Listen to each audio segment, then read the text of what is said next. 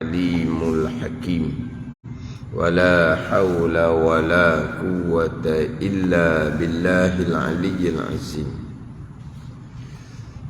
Kitab Bidayatul Hidayah, muka surat 13. Muka surat 13, baris yang ke-18 daripada atas. Baris yang ke-18 daripada atas. Qala al-muallifu rahimahullahu ta'ala wa nafa'ana bi'ulumihi amin. Dan kedelapan daripada 8 perkara yang mustahil yang masuk di bawah sifat mumasalatuhu ta'ala lil hawadis, bersamaan Allah Subhanahu wa ta'ala akan segala perkara yang baharu, lawan kepada sifat yang wajib bagi Allah, sifat mukhalafatuhu ta'ala lil hawadis, bersalahan dengan makna tidak serupa Allah Subhanahu wa ta'ala akan segala perkara yang baharu. Jadi sifat yang mustahil bagi Allah mumasalatuhu ta'ala lil hawadis, serupa Allah ta'ala akan segala perkara yang baharu ni mustahil. Mumasalah ni keluar 8 mumasalah. 8 ni adalah sifat hawadis, sifat segala perkara yang baharu yang mustahil bagi Allah Subhanahu wa ta'ala. Dan ke-8, mustahil atas Allah Ta'ala bahawa bersifat dengan berkehendak. Bahawa bersifat dengan berkehendak. Berkehendak menjadikan segala perbuatan atau berkehendak pada menghukumkan dengan satu hukum, berkehendak kepada maslahat. Kerana berkehendak pada maslahat ni lazim daripada yang demikian itu berkehendak, tiada Allah Subhanahu wa ta'ala menjadikan sesuatu atau menghukumkan sesuatu melainkan tergagah lagi berkehendak kepadanya. Dan yang demikian tergagah lagi berkehendak kepadanya itu kekurangan bagi Allah. Betapa Allah Ta'ala, betapa sah Allah Ta'ala bersifat dengan sifat kekurangan. Dan ke-8, mustahil atas Allah Ta'ala bahawa bersifat dengan berkehendak. Berkehendak di sini bukan terjemahan daripada iradah. Allah bersifat dengan sifat iradah. Jadi berkehendak di sini adalah ada gharad, ada tujuan yang menekan pada perbuatan Allah, pada hukum Allah. Berkehendak terjemahan daripada gharad. Hak dalam matan Ummil Barahim, au yattasifa bil aghradi fil af'ali wal ahkami. Itu hak dalam matan Ummil Barahim. Au yattasifa, atau bersifat Allah Ta'ala bil aghradi. Gharad ni tujuan yang menekan. Fil af'ali, pada segala perbuatan Allah, wal ahkami, dan segala hukum-hukum Allah Subhanahu wa ta'ala. Allah ni ada gharad, ada tujuan yang menekan pada segala perbuatan Allah dan segala hukum Allah, segala keputusan Allah Subhanahu wa ta'ala. Itu diterjemah dengan berkehendak. Bukan berkehendak terjemah iradah ni. Berkehendak ni tujuan yang menekan. Macam kita, apa-apa perbuatan yang kita lakukan ni ada tujuan yang menekan, yang terpaksa kita kena buat. yang terpaksa kita kena lakukan. Kenapa kita belajar? Kerana kalau tidak, kenapa kita bersembahyang? Kerana kalau tidak bersembahyang, begiang. Itu ada gharak. Pada perbuatan kita ada gharak, ada tujuan yang menekan. Kenapa kita bekerja? Oh, kalau tidak bekerja, macam mana nak menyempurnakan nafkah keluarga? Itu dipanggil gharak, ada tujuan yang menekan. Kehendak. Kita belajar kehendak kitanya kerana nak ilmu. Pada perbuatan belajar kita tu ada tujuan yang menekan. Kita semayang ni, semayang subuh ni. Kenapa? Kerana kalau tidak, kerana kita ada tujuan yang menekan. Kerana kita nak dapat pahala, nak dapat syurga. Tujuan kita nak lepas daripada dosa, nak lepas dari neraka. Ini perbuatan kita. Kenapa kita makan? Oh, kalau tak makan mati ya. Kita berkehendak, ada tujuan yang menekan pada segala perbuatan kita. Dan segala hukum, segala ketetapan yang kita ambil ada kerana yang menekan. Contoh, kenapa kita menetapkan satu-satu hukum, satu-satu peraturan dalam rumah kita kepada anak-anak contohnya. Oh, kalau kita tidak buat hukum, tidak buat peraturan, oh payahlah kita nak atur keluarga kita. Kena ada peraturan, ada perkara yang hak ni kamu kena lakukan. Hak ni jangan buat ni. Kenapa kita menetapkan hukum dalam keluarga kita tu? Sebab kerana untuk supaya teratur kehidupan. Tengok apa? Ada gharak, ada tujuan yang menekan.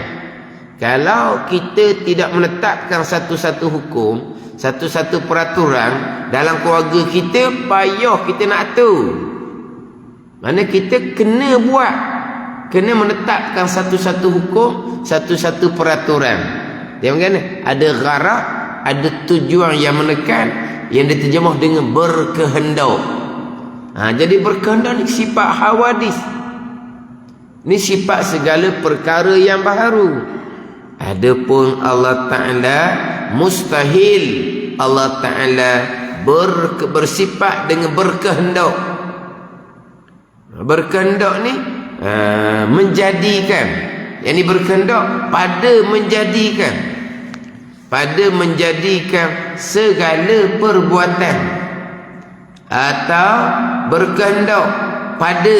Ni nak ada pada. Berkehendak pada menjadikan segala perbuatan. Atau berkehendak pada menghukumkan dengan hukum. Berkehendak kepada maslahat. Berkehendak kepada maslahat. Ada kerana-kerana. Berkehendak ni ada kerana-kerana. Macam tadilah, kita apa perbuatan kita, ada kerana lah. Apakah kehendak kita pada menghukum, menetapkan satu-satu peraturan, ada kerana, ada tujuan, ada maslahat. Ada kerana, ada tujuan, ada maslahat. Ini sifat hawadis, sifat segala perkara yang baharu. Segala perbuatan Allah, segala hukum hakam Allah ada hikmah. Dia akan cerita di bawah. Ada hikmah, bukan ada gharak, kehendak, tujuan yang menekan. Kerana kerana kenapa kata mustahil Allah Ta'ala bersifat dengan berkehendak pada menjadikan segala perbuatan, atau berkehendak pada menghukumkan dengan hukum. Tuhan menghukumkan satu-satu hukum. Kenapa mustahil Allah berkehendak? Kerana lazim daripada demikian itu, demikian berkehendak. Kerana lazim daripada demikian itu, demikian berkehendak. Tiada menjadikan sesuatu atau menghukumkan sesuatu melainkan tergagah lagi berkehendak kepadanya. Tergagah lah. Macam kita lah.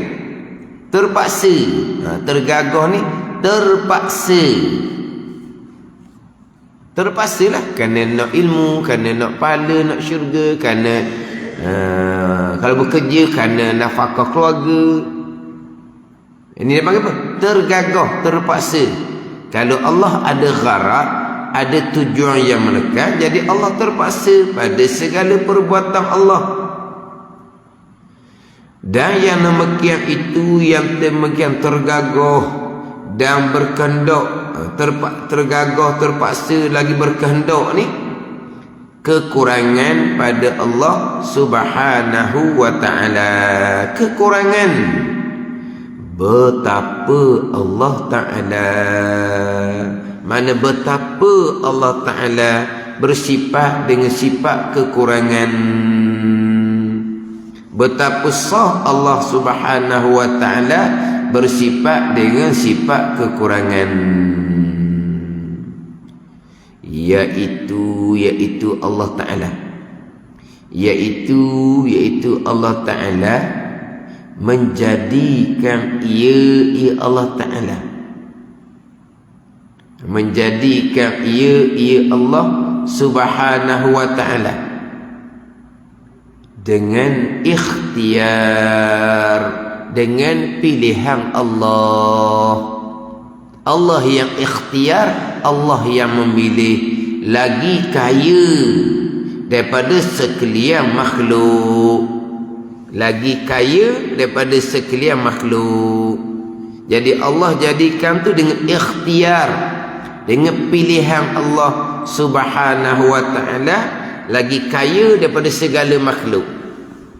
Jadi Allah perbuat segala makhluk ni, Allah jadikan makhluk ni ada kehendak, ada tujuan menekan, supaya diabdikan oleh segala makhluk. Jadi perbuatan Allah menjadikan makhluk ni ada tujuan yang menekan, supaya diabdikan diabdikan oleh segala makhluk. Bila makhluk ni mengabdikan diri kepada Allah, naik martabat Allah. Tu mustahil, itu tidak terkaya. Itu tidak terkaya. Buat contohlah macam kita lah, berkahwin, usaha biar boleh anak. Kenapa usaha biar boleh anak? Sebab apa? Sebab ada tujuan yang menekan. Tak boleh anak, malu. Boleh anak pula sukaan. Sukaan lah ada anak. Boleh anak pula kita berkehendak pada anak. Tua-tua nanti ditolong kita. Ini semua panggil gharab, tujuan yang menekan.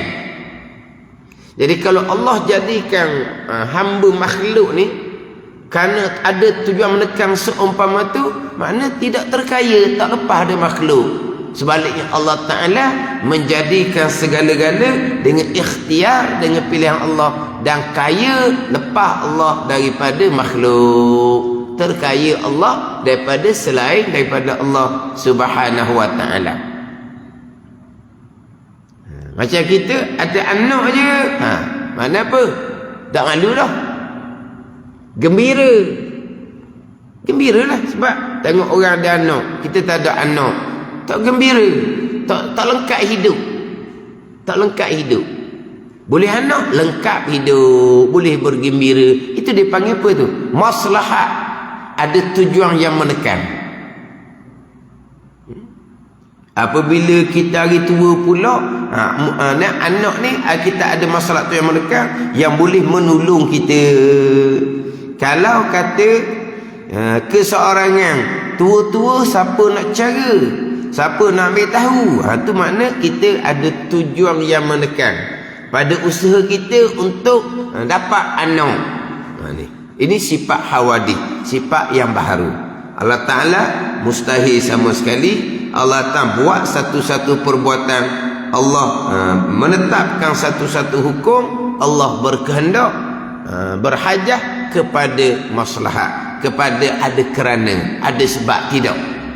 Allah jadikan dengan ikhtiar, dengan pilihan Allah.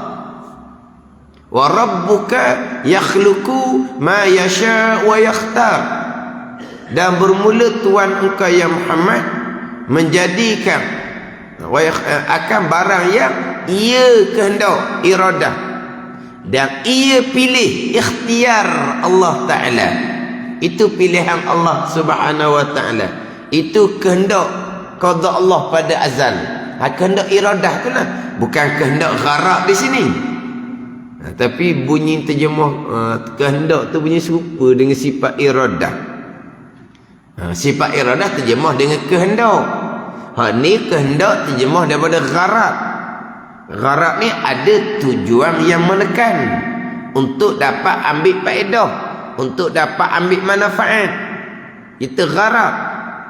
Allah menjadikan segala makhluk, Allah jadikan jin dan manusia supaya diabdikan oleh jin dan manusia. Allah pun dapat faedah. Apa faedah Allah Ta'ala dapatnya? Naiklah darajah martabat Allah Ta'ala, sebab diabdikan diri oleh jin dan manusia. Itu mustahil. Sama telah pula Allah jadikan makhluk umpama malaikah. Supaya apa? Supaya malaikah boleh menjadi pembantu Allah Subhanahu wa Ta'ala. Tu lagilah mustahil. Kenapa Allah jadikan malaikah? Sebab malaikah ni, Jibril, Mikail, Israfil, Izrail ni mentadbir alam. Kalau tak ada empat malaikah mentadbir alam, wahara alam, mana maha kaya Allah daripada segala-gala? Bukan Allah berkehendak, ada tujuan menekan pula Allah jadikan malaikah. Adapun kita ni lantik, hak ni pembantu, hak ni pembantu, hak ni pembantu. Ramai pembantu. Kenapa? Tak ada pembantu, wahara lah. Mana ni? Kalau orang-orang hak tu lah, lantik, hak ni sebagai ni, hak ni sebagai ni, barulah perjalanan kerjaan kehidupan dia jadi lacau. Ada tujuan menekan. Tak ada je pembantu, kelang kabut lalu dah. Itu berkehendak, ada tujuan menekan. Allah menjadikan malaikat sebagai pembantu Allah, tu mustahil sama sekali. Tu mustahil sama sekali. Tapi disebut malaikat ni mudabbirati amra, yang mengatur pekerjaan. Tu hanya pada zahir je, majaz je, bukan hakiki. Hak mudabbir hakiki, yang mengatur hakiki Allah Ta'ala lah. Yudabbirul amra minas sama', mentadbir Allah Ta'ala. Mudabbir hakiki Allah Ta'ala. Ni ikhtiar hakiki milik Allah Ta'ala, pilihan Allah. Kita ada ikhtiar juga, ada pilihan juga. Pilihan kita majazi je, letak je. Hakikatnya ikhtiar kita itulah ikhtiar Allah dan perbuatan Allah Subhanahu wa Ta'ala. Jadi Allah perbuat dengan ikhtiar Allah, dengan pilihan Allah. Lagi kaya daripada sekalian makhluk. Adapun firman Allah Ta'ala, wa ma khalaqtul jinna wal insa illa liya'budun. Illa liya'budun. Nun tu bagi bawah, bukan nun bagi atas. Asalnya liya'buduni, ada yang mutakallim, supaya mengabdikan diri oleh mereka itu akan daku, akan Allah Subhanahu wa Ta'ala.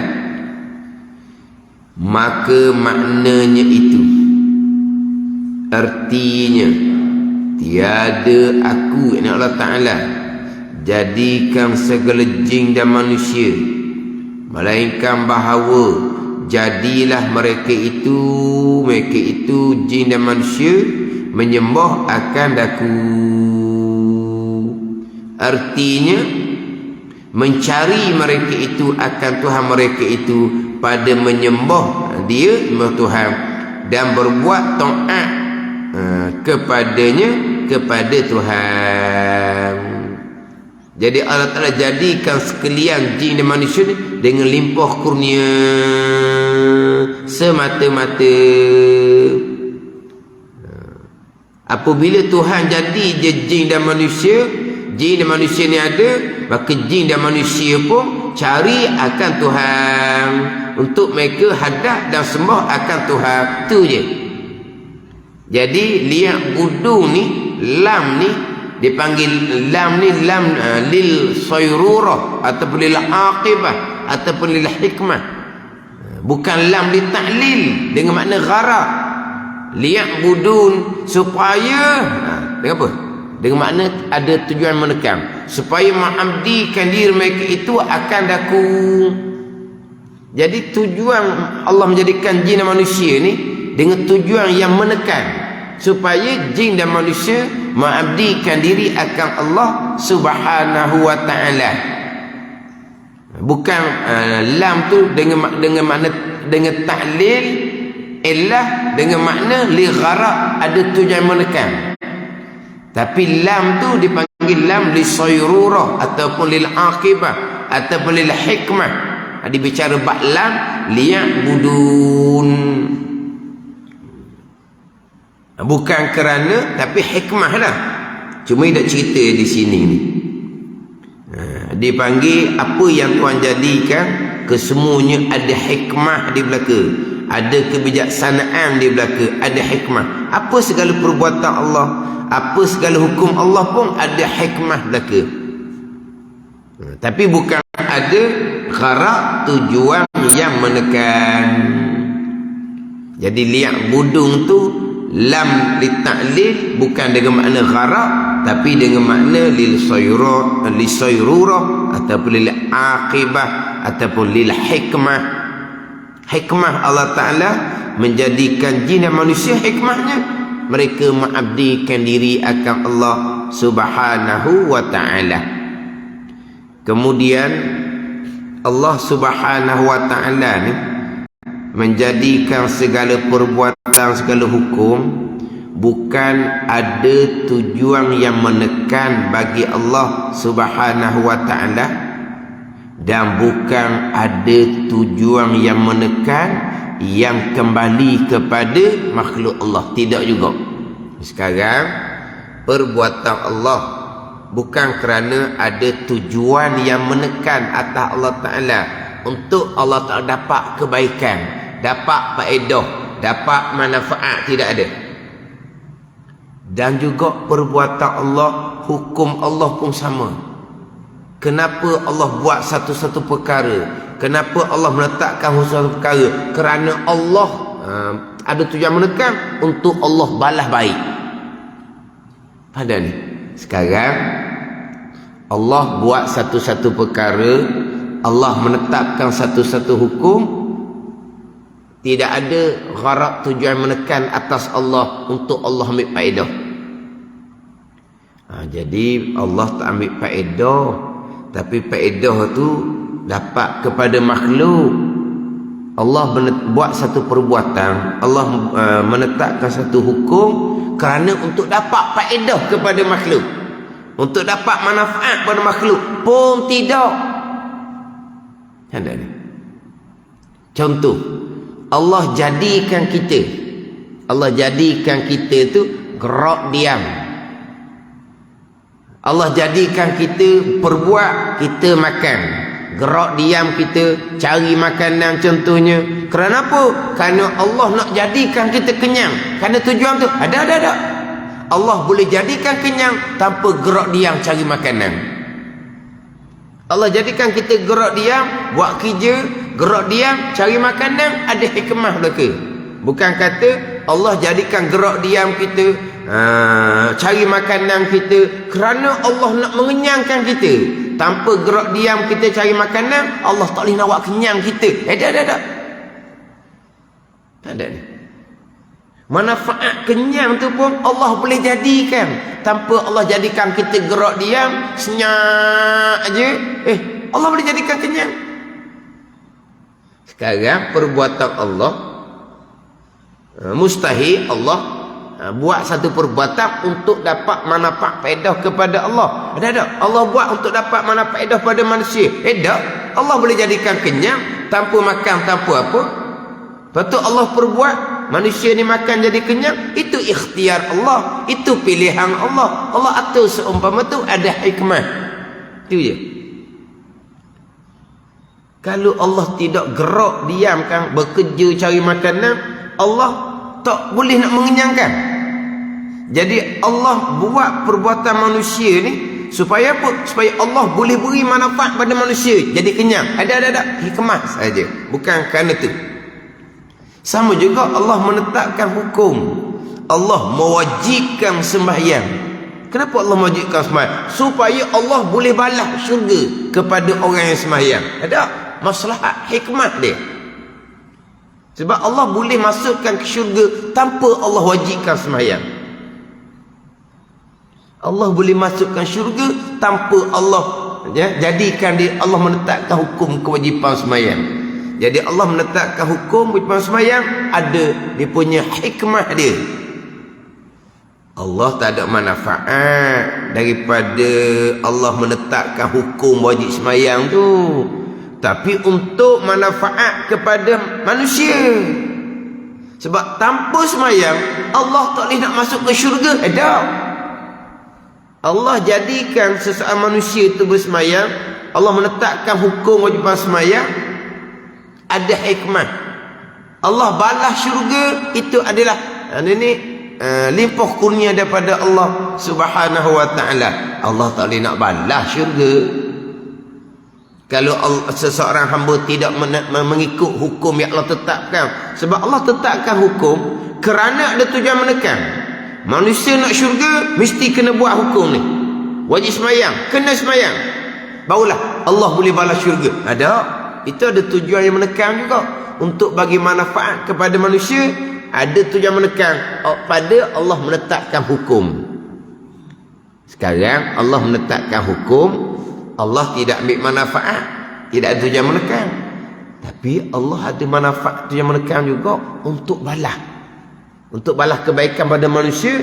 Hukum ni lah yang Allah tetapkan, barulah Allah boleh balas kebaikan. Tidak, Allah menetapkan wajib sembahyang, ada dia punya hikmah dia. Allah menetapkan wajib puasa, ada hikmah dia. Itu je. Allah menetapkan hukum haram judi, haram minum arak contohnya. Ada tujuan menekan untuk menyelamatkan manusia. Kalau manusia ni berjudi, minum arak, rosak manusia. Maka Allah menetapkan hukum haram judi, haram arak. Sebab apa? Sebab Allah nak melepaskan manusia daripada mudarat. Tanpa menetapkan hukum haram judi, haram arak ni, Allah tak boleh nak jadikan manusia ni lepas dari mudarat. Tidak. Tanpa Allah menetapkan hukum haram judi, haram minum arak, Allah boleh jadikan manusia selamat. Ada ni.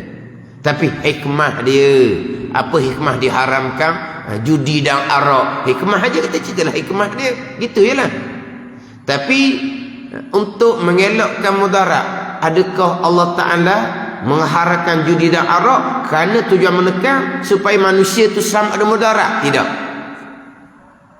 Hikmah dia gitu. Tapi adakah kerana penetapan hukum ni lah, pengharaman judi dan arak ni, barulah Allah boleh selamatkan manusia dari mudarat? Tidak. Jadi Allah nak buat baik kepada manusia, Allah nak melepaskan manusia daripada mudarat, Allah terpaksa kena letak hukum. Ini wajib supaya manusia dapat manfaat, ini haram supaya manusia lepas dari mudarat. Allah kena tetapkan hukum. Allah tak ambil manfaat, Allah tak ambil faedah. Tapi untuk manfaat ni, untuk Allah beri kepada manusia ni manfaat faedah, dapat manfaat lepas dari mudarat, Allah menetapkan hukum untuk manfaat balik pada manusia. Tak juga.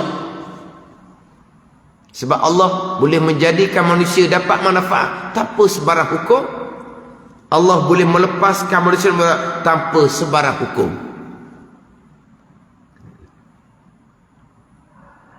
Dia berbeza macam kita sebut tadi. Kita menetapkan satu-satu hukum dalam keluarga kita contohnya, supaya senang kita. Satu, manfaat balik kita, supaya berjaya anak kita, itu manfaat balik ke anak kita. Sebab tu kita menetapkan hukum. kita menetapkan hukum, peraturan begini dalam keluarga kita. Yang pertama, kita dapat manfaat, senang kerjaan kita. Yang kedua, anak kita pun boleh dapat manfaat. Tanpa penetapan hukum, kita jadi susah. Tanpa penetapan hukum, anak kita tidak akan berjaya. Ada ni. Yang pertama, manfaat untuk kita yang menjadikan hukum. Yang kedua, manfaat untuk anak kita yang kita jadikan hukum kepadanya. Allah Ta'ala, kedua-dua mustahil belaka. Manfaat daripada hukum terbalik pada Allah, mustahil. Manfaat hukum terbalik pada makhluk Allah, mustahil. Sebab Allah boleh menjadikan makhluk Allah ni selamat, sejahtera, dapat syurga walaupun tanpa sebarang hukum sekalipun. Allah boleh jadikan makhluk Allah ni lepas ada mudarat di dunia, lepas ada neraka, tanpa ada hukum sekalipun. Tapi Allah menetapkan hukum, ada hikmah. Gitu je.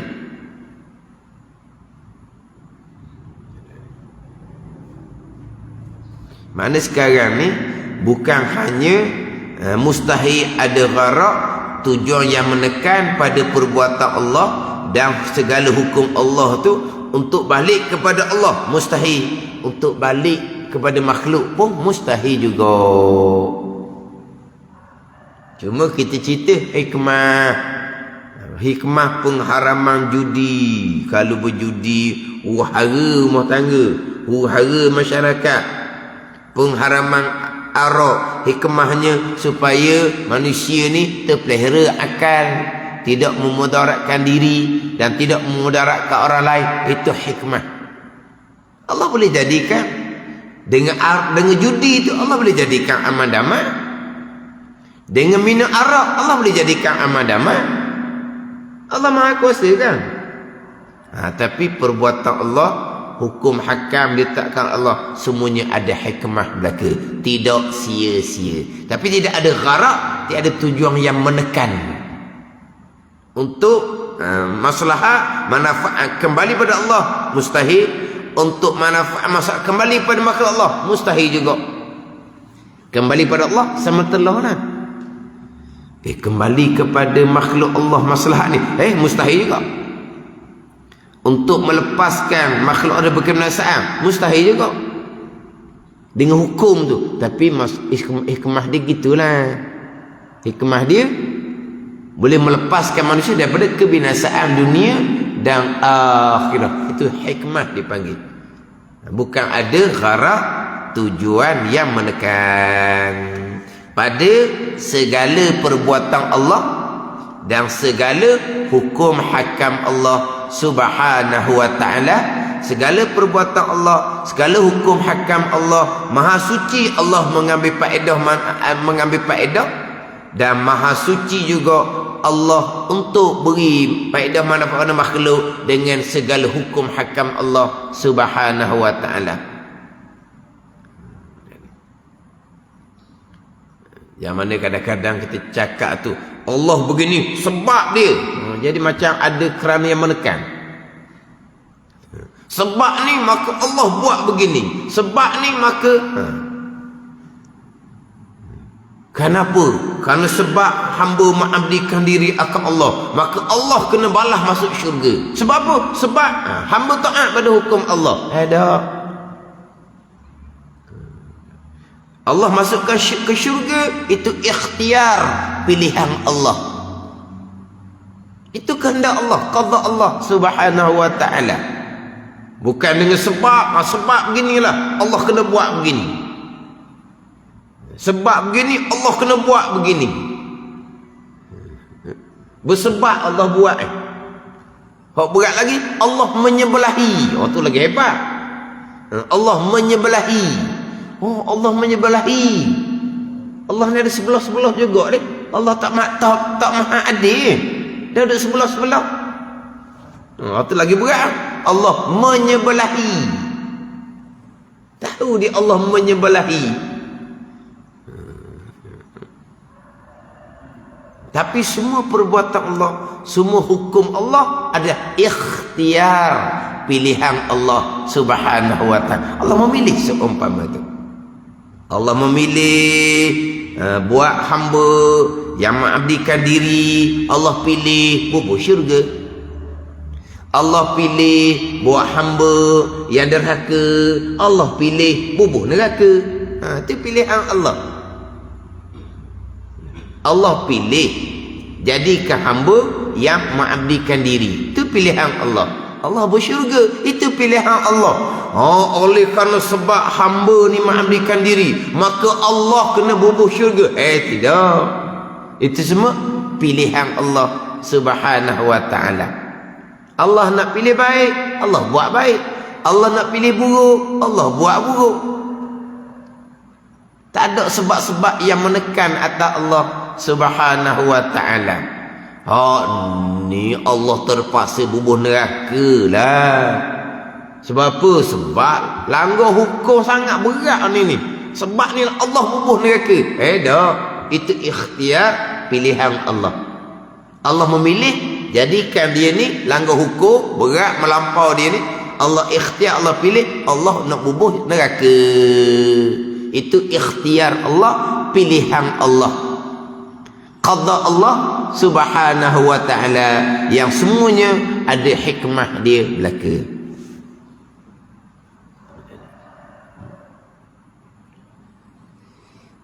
Yang mana tidak ada tujuan yang menekan, yang kembali manfaat pada Allah tu jelas. Hak manfaat kembali pada kita pun mustahil juga. Sekarang Allah buat satu-satu perbuatan, Allah menetapkan satu-satu hukum.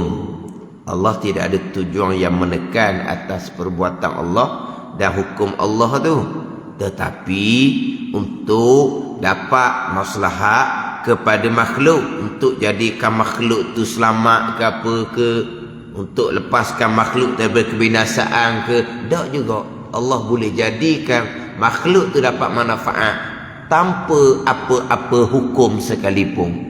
Allah boleh jadikan makhluk ni lepas dari kebinasaan walaupun tanpa ada hukum-hukum pun. Tapi Allah menetapkan hukum wajib sembahyang, Allah menetapkan hukum haram berjudi minal arak, ada hikmah.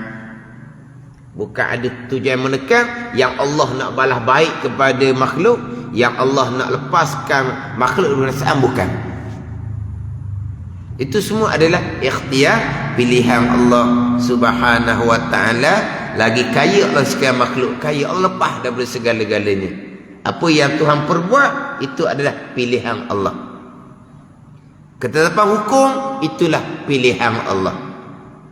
Bukan kata Allah kena menetapkan hukum wajib sembahyang barulah Allah boleh balas syurga. Tidak. Itu pilihan Allah Subhanahu wa ta'ala. Sebab tu pilihan Allah ni tak sama. Ada ummah yang sembahyang tak sama macam kita, atas pilihan Allah Subhanahu wa ta'ala. Ada yang tak sembahyang pun, tak sempat sembahyang pun, tapi akhirnya Allah masukkan ke syurga. Contohnya lah, dia masuk je Islam, beriman, tak ada sempat apa-apa, mati, Allah bubuh syurga molek-molek ada. Semayang pun tidak, puasa pun tidak, tak sempat buat apa pun. Itu ikhtiar pilihan Allah Subhanahu wa ta'ala. Allah pilih seumpama tu. Allah pilih semayang dia muda pak tua, tak pernah tinggal semayang dia muda pak tua. Tapi pilihan Allahnya semayang serta jahil akidah. Pilihan Allah semayang serta jahil fiqh tasawuf. Lepas tu di hari akhirat hukum tak semayang juga, neraka juga. Itu ikhtiar pilihan Allah. Hak tadi ni mengucap dua kalimah syahadah, beriman, belum sembahyang lagi, mati dah, syurga. Hak ni semayang dia budak ni semayang. Ingat tak ingat semayang, siapa ketua semayang. Tapi ikhtiar pilihan Allahnya semayang tanpa ilmu. Rajin berjemaah ni waktu pun rajin. Tapi ilmu akidah tak peduli pun, tak rasa pun nak belajar ilmu akidah, tak rasa pun, tak rasa apa pun. Rasa macam belajar ilmu tauhid ni sama tarah dengan belajar sains matematik di sekolah je berkali. Tak ada rasa apa. Berkali mahal sains dan matematik pun dah tahu Dah masa dia belajar sekolah sains dan matematik tu, lama mana dia pun otak dia. Tapi nak belajar akidah, tak berasa pun. Tak ada rasa. Tak ada rasa nak cari ke, nak pastikan akidah tauhid diri dan keluarga betul. Tak ada. Semayang no. Tapi akidah tak peduli. Tuan jadi itu ikhtiar pilihan Allah. Siapa ke mati? Seumpama tu. Allah pilih dianya jahil akidah, jahil fiqh, jahil tasawuf. Jumaat 5 waktu.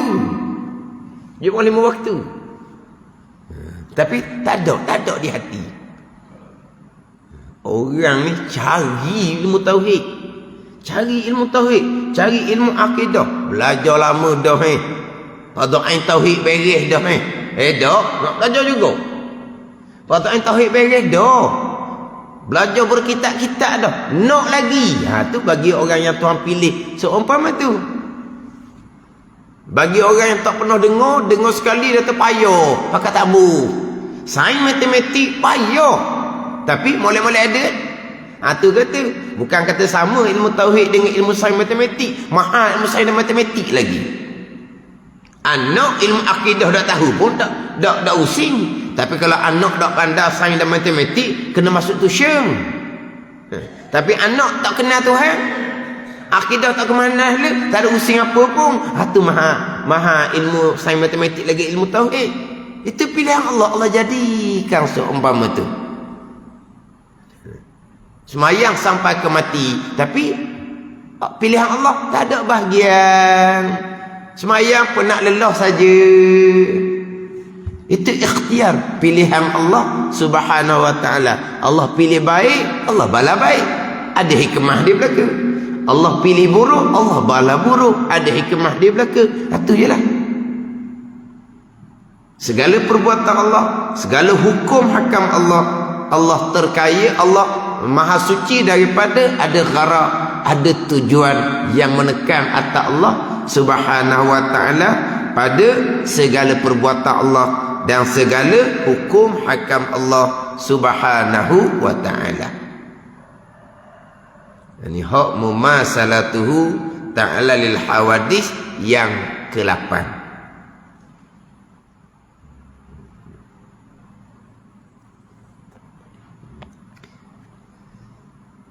Hak maha suci Allah ada gharak, tujuan yang menekan, yang Allah ambil faedah bagi diri Allah subhanahu wa ta'ala. Jelas daripada diri makhluk pun maha suci juga. Allah berkehendak kepada perbuatan Allah, Allah berkehendak pada hukum hakam Allah untuk beri, untuk tarik manfaat maslahat kepada makhluk pun mustahil juga. Tapi ada hikmah di belakang lah.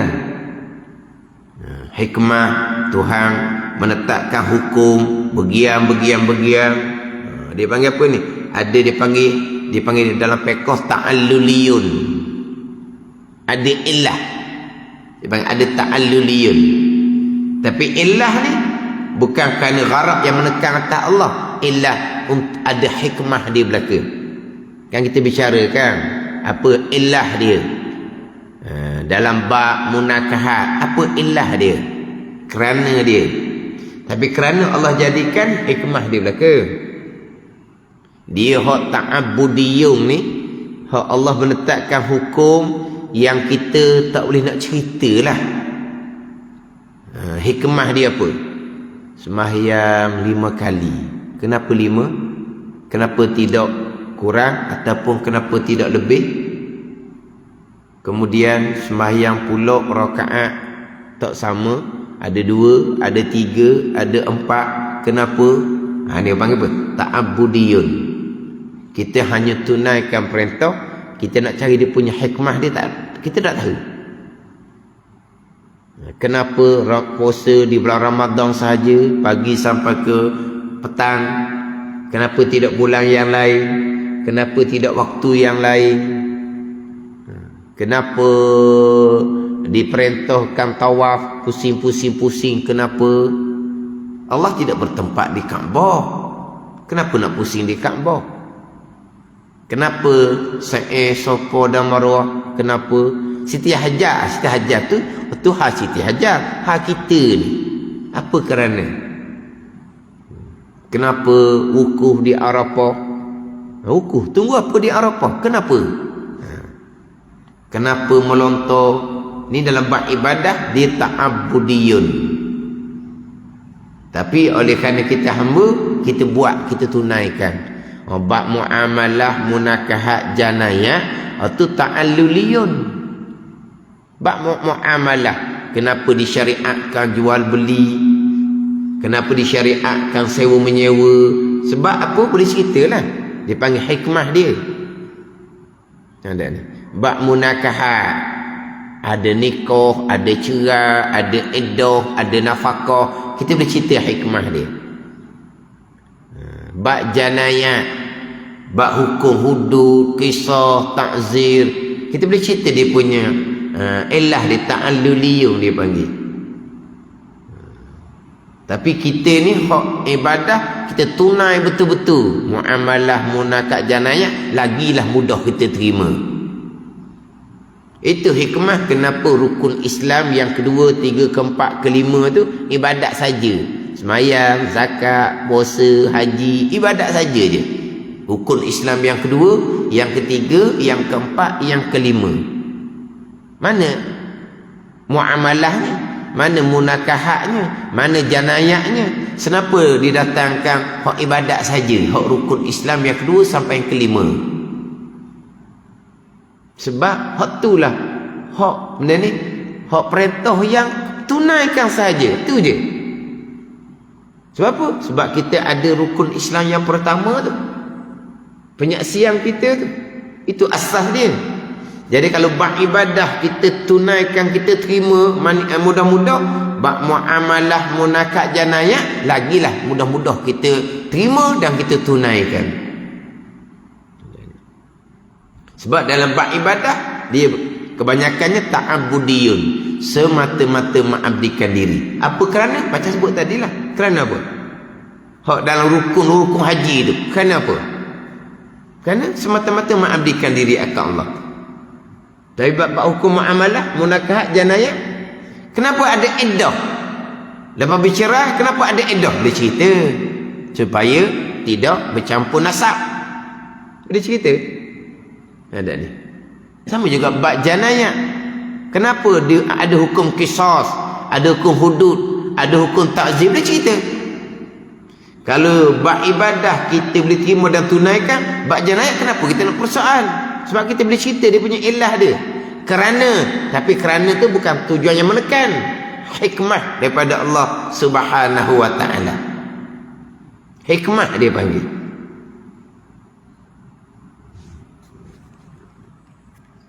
Jadi ada fiqh sebut ta'abbudiyun, ta'alluliyun tu, ilah bukan kerana yang menekan atas Allah Subhanahu wa ta'ala, tetapi dengan makna ada hikmah dia belaka di sisi Allah Subhanahu wa ta'ala. Hikmah Allah yang mengetahui. Kita boleh cerita gambaran-gambaran dia saja sebab ada hikmah, hukum hakam yang ditetapkan oleh Allah Subhanahu wa ta'ala. Tapi hikmahnya kebanyakannya adalah rahsia kerajaan Allah Subhanahu wa ta'ala.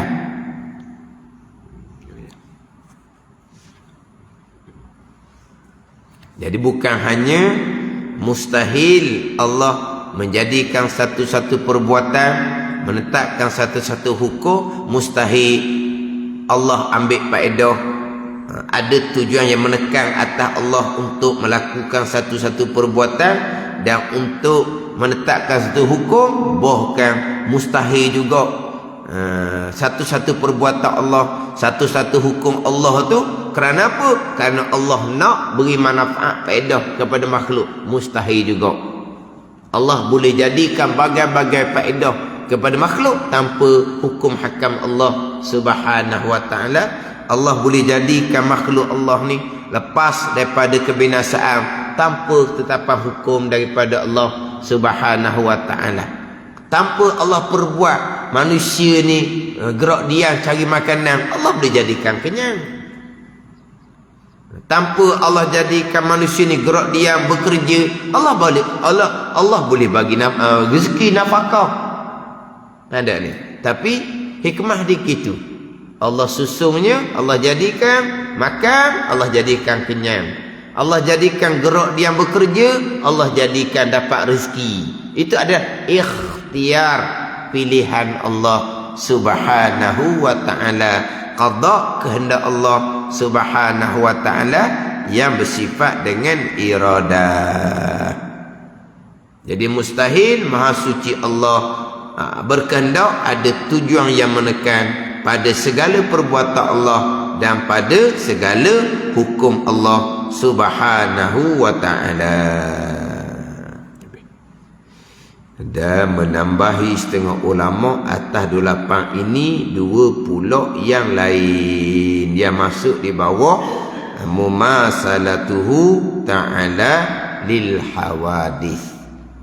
Mustahil, sifat mustahil lawan pada sifat yang wajib bagi Allah, iaitu mukhalafatuhu ta'ala lil hawadith. Wallahu a'lam. Bismillahirrahmanirrahim. Alhamdulillahi rabbil alamin. Wassalatu wassalamu ala sayyidil mursalin wa ala alihi wa sahbihi ajma'in. Allahumma ftah alaina futuhal arifin. Allahumma allimna ilma akdamin wa fahimna famas sabiqin warzuqna ruqat talibin. Allahumma zidna ilma wa alhiqna bis salihin. Wa sallallahu ala sayyidina Muhammadin wa ala alihi wa sahbihi wa sallam. Walhamdulillahi rabbil alamin.